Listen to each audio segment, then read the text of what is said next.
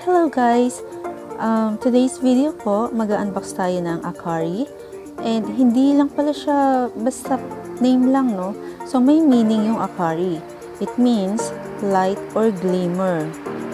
So ayan, may natutunan tayo. So ngayon ko lang gusto nalaman yan when I searched the term Akari. So ito po, naisipan namin bumili itong Mosquito Zapper. Dahil nga sa dami ng mga halaman sa paligid namin, marami kaming mga tanim.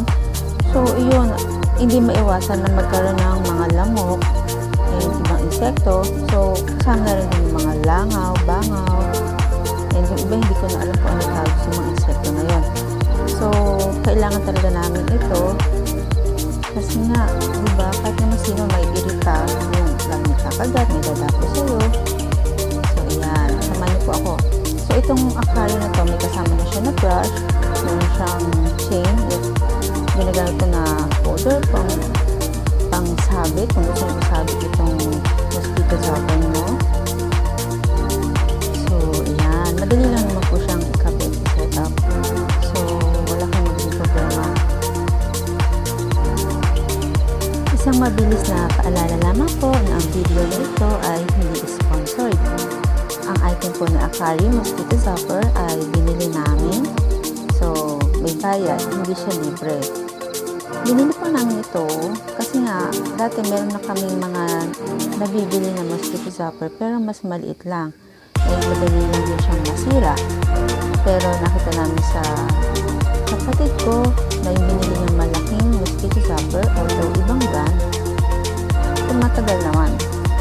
Saka mas marami siyang napapatay ng mga insekto bukod sa lamok. Sa bandang huli po ng video na ito, ipakikita ko sa inyo kung gaano siya ka-effective, kung talaga bang marami siyang napapatay ng mga lamok or iba pang mga insekto.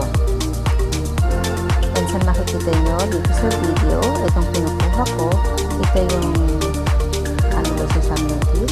So, pang sala or no, pang sahod po sa mga insekto na babagsak.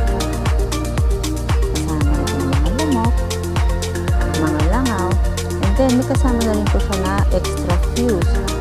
Sa likod, meron po itong kasama na or nakakabit na dalawang fuse. So kung meron mga masira o kailangan palitan, meron naman tayong magagamit na extra fuse. Yan, hindi po tayo mahirapang maghanap.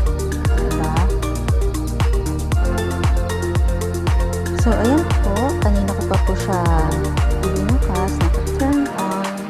And nakita nyo, marami na siyang mga nahuli at napatay na mga insekto, gaya ng lamok, may langaw, and yung iba pang insekto malilit na hindi ko na alam ang tawag.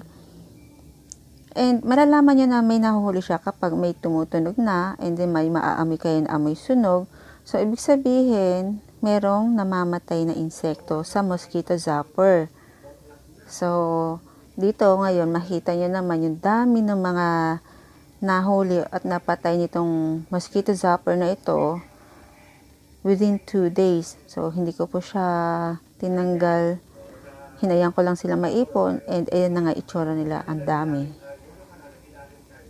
Bali, ito pong Mosquito Zapper na ito ay July pa namin binili. Hindi ko lamang inilabas agad yung video kasi gusto ko rin malaman kung tatagal ba ito. So, ngayon na December na, buo pa siya at gumagana pa rin.